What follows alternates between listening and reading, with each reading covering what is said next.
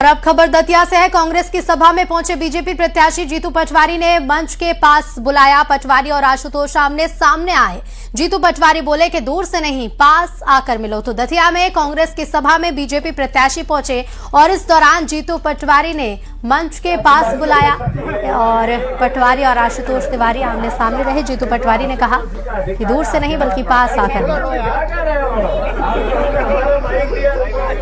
हमने आपको हमारा माइक दिया है, फिर आशुतोष दिया है। मैंने इनसे सबसे पूछा कि इससे पहले आशुतोष जी को भी देखा तो एक भी हाथ नहीं उठा। आशीर्वाद आ रही है। और राजीव मिश्रा हमारे साथ फोन लाइन पर जुड़ गए। राजीव, दतिया का दंगल जीतने के लिए दोनों ही दल कोशिश कर रहे हैं अपनी अपनी सभाएं, लेकिन आज कुछ अलग ही तस्वीरें देखने को मिली हैं।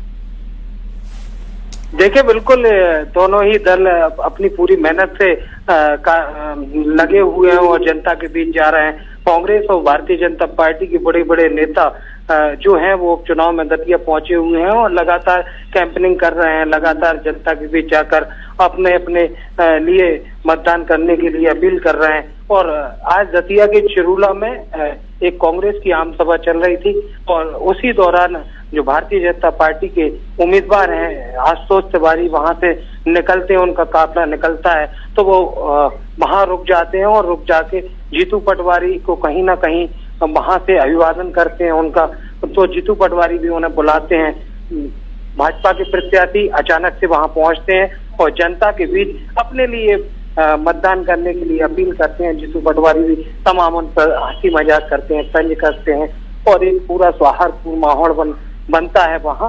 लेकिन ये जो वीडियो वायरल हो रहा है अब चर्चा का विषय बना हुआ है। किस प्रकार से उन्होंने कहा कि यह सब बातें हुई। जी बहुत शुक्रिया राजीव आपका जानकारी के लिए। नमस्कार, बहुत स्वागत है आपका अपना मध्य प्रदेश में। आपके साथ मैं हूं ऋतु सिंह और शुरुआत करेंगे बड़ी खबर के साथ। मुख्यमंत्री डॉक्टर मोहन यादव की अध्यक्षता में जगदीशपुर में कैबिनेट की बैठक हुई, जिसमें यूनिफॉर्म सिविल कोड यानी कि यूसीसी 2026 के ड्राफ्ट को मंजूरी दे दी गई है। मुख्यमंत्री ने कहा कि ये सभी नागरिकों को समान अधिकार देने की दिशा में ऐतिहासिक कदम है और अब इसे मानसून सत्र में विधानसभा में पेश किया जाएगा। सीएम ने कहा कि यूसीसी को मुस्लिम समुदाय से भी समर्थन मिला। प्रदेश भर में संवाद हुआ, कई राजनीतिक दलों को आमंत्रित किया गया और कांग्रेस को छोड़कर सभी दलों ने इसमें भाग लिया। सीएम ने बताया कि सभी शादियों का रजिस्ट्रेशन अब जरूरी होगा। यूसीसी लागू होने के बाद 3 तलाक की व्यवस्था खत्म होगी। कोर्ट के बाहर तलाक अवैध होंगे। लिव इन रिलेशनशिप का रजिस्ट्रेशन जरूरी होगा। साथ ही उन्होंने साफ किया कि आदिवासी समाज को यूसीसी के दायरे से अलग रखा जाएगा।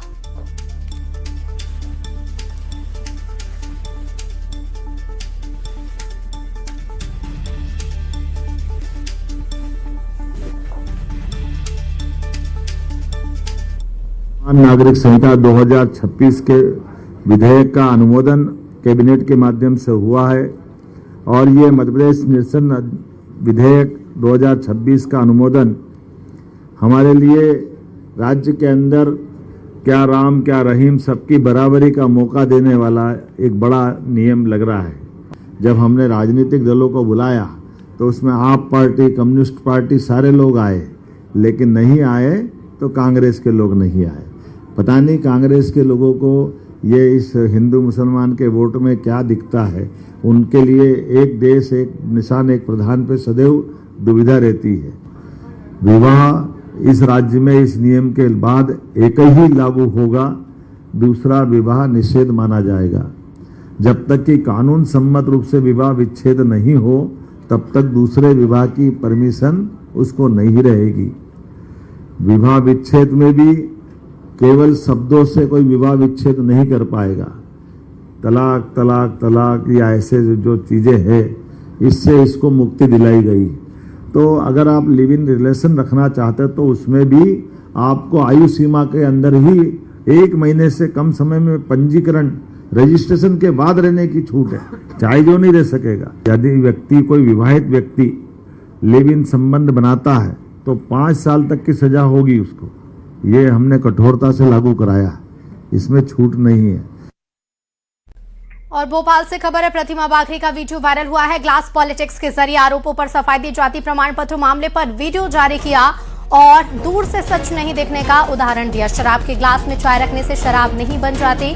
उन्होंने कहा कि आरोप लग जाने से व्यक्ति दोषी साबित नहीं होता।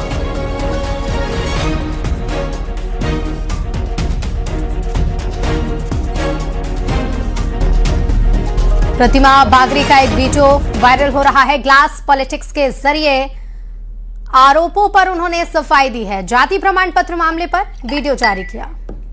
क्या बदल जाएगा? आपके पास ड्रिंक्स बना के रखी हैं जिसमें कॉफी है, चाय है और ग्रीन टी है, और अगर मैं इन सबको हटा दूं और आपको ना बताऊं, और मैंने आज 2 ग्लासेस भी मंगाई हैं, ये रॉयल स्टेक की बता दूं, इसमें अगर मैं इस पानी को या इनको शिफ्ट करती हूं तो इसका स्वरूप और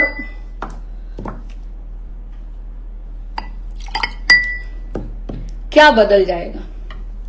क्या प्रतिमा बागरी के ऊपर आरोप लगाने से, गिलास परिवर्तित करने से इसकी परिभाषा बदल जाएगी?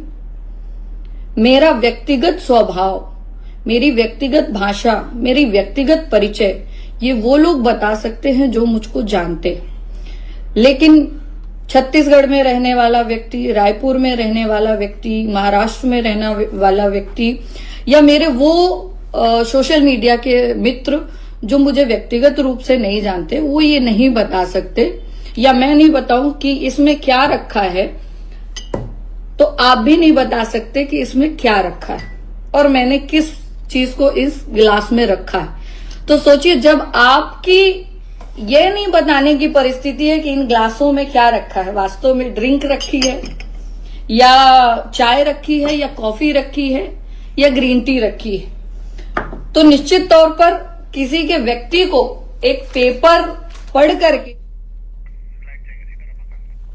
और भोपाल से हमारे सहयोगी रमाकांत दुबे जुड़ रहे हैं लाइव। रमाकांत, कई तरह के आरोप लगे, फैसला भी सुनाया गया, उसके बाद अब ये फिर वीडियो जारी किया गया है। आज बिल्कुल ठीक कहा आपने कि राज्य मंत्री प्रतिमा बागरी को जो है वो जाति विवाद वाले मामले में क्लीन चिट मिल गई है। क्लीन चिट मिलने के बाद उनका ये वीडियो सोशल मीडिया पर आया, फेसबुक पर वो लाइव आई और उन्होंने ग्लास पॉलिटिक्स के जरिए एक उदाहरण देते हुए बताया कि अगर मैं इसमें चाय, कॉफी और ग्रीन टी रखी हूं और इनको अगर शराब के गिलास में डाल लिया जाए तो ये चाय का, कॉफी का स्वरूप नहीं बदल जाता है, वो शराब नहीं बन जाती है। इसी तरह उन्होंने कहा कि सिर्फ दूर से देख के सच का पता नहीं लगाया जा सकता। इंसान पर आरोप लगा दिए जाने से, उसकी जाति पर सवाल उठा दिए जाने से लोगों को भ्रम में नहीं डाला जा सकता। और उस पर सफाई देते हुए उन्होंने उदाहरण के साथ सोशल मीडिया पर लाइव आई और उन्होंने ये वीडियो जारी किया है। और उसके बाद इस सवाल ने और वीडियो के बाद सवाल खड़े कर दिए कि आखिर वो ग्लास पॉलिटिक्स के जरिए क्या और संदेश देना चाहती थी, आखिर उन्होंने शराब का जिक्र क्यों किया। और इस तरह से सोशल मीडिया पर जो एक ब्रांड का नाम भी उन्होंने लिया कि ये गिलास मंगाए हैं और इसमें ये चीज़ें शिफ्ट की जा रही हैं तो ये शराब नहीं बन जाती है। तो इसको लेकर भी तमाम सारे सवाल उठने लगे हैं। हालांकि प्रतिमा बागरी को जाति विवाद में क्लीन चिट मिल चुकी है। कांग्रेस नेता प्रदीप अहिरवार ने उनकी जाति पर सवाल उठाए थे, कहा था कि उन्होंने फर्जी जाति प्रमाण पत्र के जरिए खुद को जो है पिछड़ी जाति का बताते हुए चुनाव लड़ा, उनका चुनाव रद्द होना चाहिए। लेकिन इन तमाम सवालों के बीच में मामला कानून और कोर्ट तक भी पहुंचा, जहां से उन्हें क्लीन चिट दे दी गई है। और उसके बाद ये उन्होंने उदाहरण के जरिए ये समझाया है कि किसी पर सिर्फ सवाल खड़े कर देने से, दोष लगा देने से कुछ हासिल नहीं होता है। जी, बहुत शुक्रिया रमाकांत आपका जानकारी के लिए।